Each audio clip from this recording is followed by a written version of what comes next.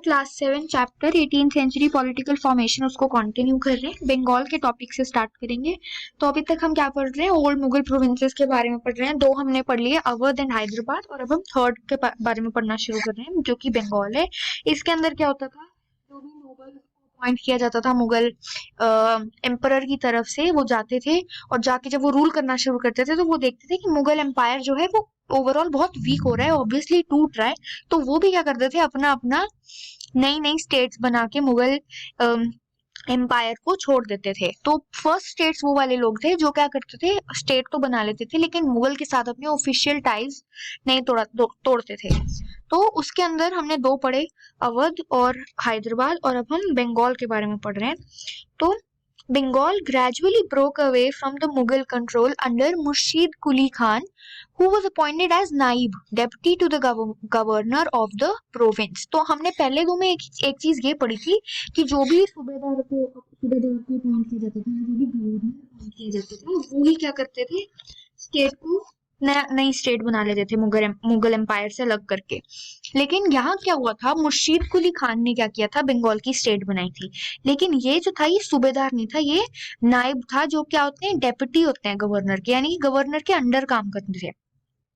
Although never a formal Subedar, Murshid Quli Khan very quickly seized all the power that went with that office.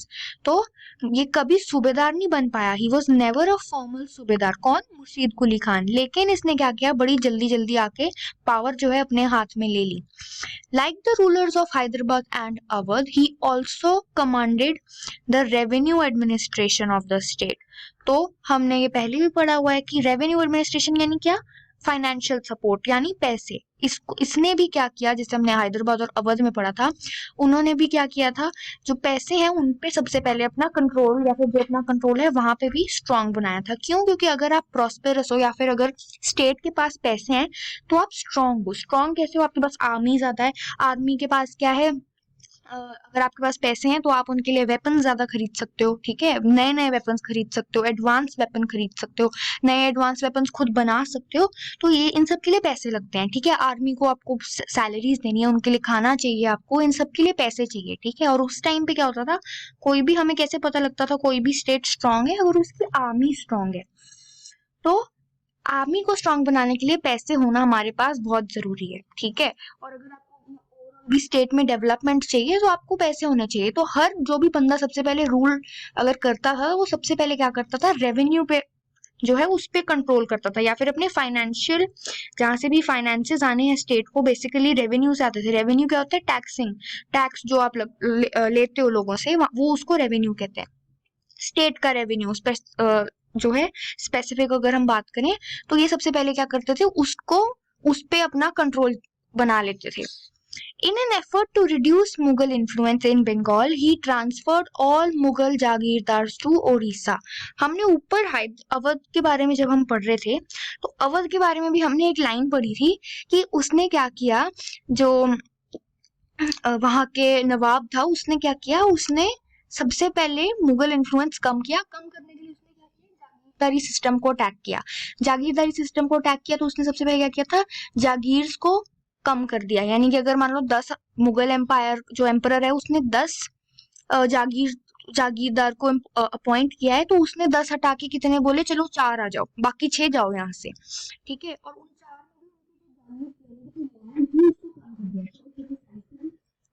तो vacant है, जो 6 की जगह खाली है, वहां पे उसने अपने सर्वेंट्स को, जो लॉयल सर्वेंट्स थे, उनको बोल दिया कि आप जाके रूल करो। तो यहाँ पे भी इसने क्या किया, जो भी जागीरदार थे उसको बोलता था कि तुम्हारी ट्रांसफर हो गया उड़ीसा, वहां जाओ, सारे सबको उड़ीसा भेजी जा रहा था वो। And ordered a major reassessment of the revenues of Bengal. और क्या किया, रीअसेसमेंट करनी शुरू कर दी मेजर बंगाल की। Revenue was collected in cash with great strictness from all zamindars. क्योंकि हमें पता है, हमने पहले भी पढ़ा हुआ है कि लेटर मुगल्स में क्या होता था, रेवेन्यू जो है, अगर एक जगह से मान लो 100 रुपए आते हैं रेवेन्यू के, तो वो 100 रुपए 20 जो थे वहां के जो भी जमींदार वगैरह जो कलेक्टर्स हैं, वो ही रख लेते थे। तो इसलिए क्या किया, ठीक है, जो भी रेवेन्यू कलेक्ट होता है उस सब का मुझे प्रॉपर चेक चाहिए उस पे, ठीक है, हमको स्ट्रिक्टनेस चाहिए उसके अंदर। हम ऐसे नहीं कर सकते कि कोई जो है क्या कर रहा है, अपने पैसे जो है कलेक्ट करके अपने पास ही रखी जा रहा है और स्टेट को नहीं भेज रहा। तो उससे क्या हुआ, revenue was collected in cash with great strictness, बहुत स्ट्रिक्टनेस के साथ अब रेवेन्यू कलेक्शन जमींदार से स्टार्ट हो गया। As a result, many zamindars had to borrow money from bankers and money lenders. अब ये हमने एक चीज देखी है कि जब भी हमने ये ऊपर भी पढ़ा हैदराबाद के अंदर कि money है स्टेट के रेवेन्यू सिस्टम में धीरे धीरे जो है हाथ बढ़ना ज्यादा शुरू हो जाएगा, यानी कि इनका जो से है स्टेट्स की रेवेन्यू सिस्टम में ये बढ़ना शुरू हो जाएगा। Those early people were forced to sell their land to larger zamindars. The formation of a regional state in 18th century Bengal therefore led to considerable changes amongst the zamindars. तो बंगाल की state तो जैसे जैसी बनती रही उससे क्या है, जमींदार में भी काफी चेंजेस आने शुरू हो गए। ठीक है, छोटे छोटे जमींदार अपनी लैंड बेच देते थे क्योंकि उनको मनी लेंडर्स वगैरह से पैसे लेने पड़ते थे, क्योंकि स्ट्रिक्टनेस इतनी थी है ना पैसे बोरो करने में और रेवेन्यू कलेक्शन के अंदर। The close connection between state, ये जो लाइन है बहुत इंपॉर्टेंट है, the close connection between state and bankers noticeable in Hyderabad and Awadh as well was evident in Bengal under the rule of Ali Vardi Khan। ठीक है, अली वर्दी खान के time में जो क्या है स्टेट में ये जो बैंकर्स का रोल है वो ज्यादा एविडेंट था, मुर्शीद कुली खान में इतना एविडेंट वो नहीं था। During his reign, the banking house of Jagat Seth became extremely prosperous। तो अलीवर्दी खान के टाइम में क्या हुआ, बैंकिंग हाउसेस जो होते थे जगत सेठ के वो क्या है बहुत प्रॉस्परस होने लग गए, क्योंकि उनको काम ज्यादा मिलने लग गया, उनका और स्टेट का डायरेक्ट जो है आपस में कंट्रोल जो है या डायरेक्ट आपस में वो डायरेक्ट जो है उनके कनेक्शंस बन गए थे आपस में। ये जो है फोटो अगर आप देखो तो ये क्या है, अली वर्दी खान है कोर्ट के अंदर, ये फोटो इंपॉर्टेंट है, ये अली वर्दी खान है, ये मुर्शीद कुली खान नहीं है। If we take a bird's eye view यानी अगर हम इन सब चीजों को ऊपर से देखें या ऊपर से समझें तो इसके अंदर क्या है, we can detect 3 common features amongst 3 states, these states.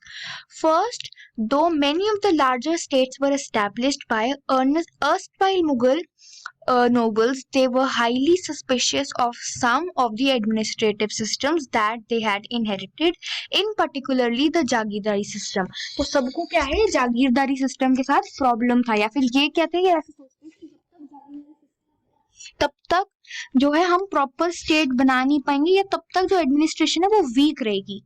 Second, their method of tax collection differed, सबने अपना टैक्स कलेक्शन का तरीका जो है बदल दिया था।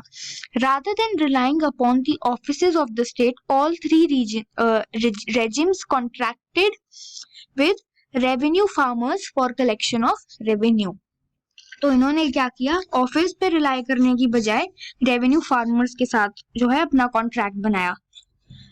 The practice of इजारदारी thoroughly disapproved of by the Mughals spread all over India in the 18th century। तो जो इजारदारी सिस्टम था वो मुगल जो है उनको पसंद नहीं था, लेकिन जैसे जैसे मुगल का डिक्लाइन शुरू हुआ इजारदारी सिस्टम जो है सारे इंडिया में फैल गया। Their impact on the countryside differed considerably. The third common feature in all these regional states was their emerging relationship with rich bankers and merchants। ये जो पैराग्राफ है पूरा पढ़ना बहुत इंपॉर्टेंट है, ठीक है, क्योंकि ये क्वेश्चन आ सकता है कि इन तीनों स्टेट्स में क्या आपको कॉमन फीचर्स दिखाई देते हैं। तो थर्ड क्या हमारा कॉमन फीचर था कि इनका जो है बैंकर्स के साथ या जो मनी लेंडर्स है उनके साथ बहुत ही अच्छे रिलेशनशिप बन गए, और इनका जो है मर्चेंट्स और बैंकर्स का स्टेट के रेवेन्यू सिस्टम में बहुत बड़ा हाथ था। These people lent money to revenue farmers, received land as security, and collected taxes from these lands through their own agents. Throughout India, the richest merchants and bankers were gaining a stake in the new political order। ये जो चीजें हमने पहले कभी नहीं देखी थी, हमने देखा था कि पॉलिटिकल जो है और पॉलिटिकल, फाइनेंशियल और मिलिट्री जो थे ये अलग अलग ऑफिसेज थे, ये आपस में नहीं घुसते रहते थे। अगर कोई पॉलिटिकल है तो वो पॉलिटिकल चीजों को देखेगा, अगर कोई रेवेन्यू कलेक्शन में है या फिर कोई फाइनेंशियल चीजों को देखता है तो सिर्फ वो उसी को देखेगा। लेकिन यहाँ पे होना क्या शुरू हो गया था, जो बैंकर्स वगैरह यानी कि जिनका फाइनेंशियल सिस्टम में या फाइनेंशियल ऑफिस में काम है, ये क्या थे, पॉलिटिकल चीजों में भी जाना शुरू हो गए थे। ठीक है, इनकी भी स्टेक बननी शुरू हो गई थी पॉलिटिकल ऑर्डर में, क्योंकि ये इनका क्या है, स्टेट के साथ रिलेशन इतना क्लोज था। ये भी हमने पढ़ा था कि ये जो बिडर हाईएस्ट बिड देते थे उनको पैसे मिलते हैं।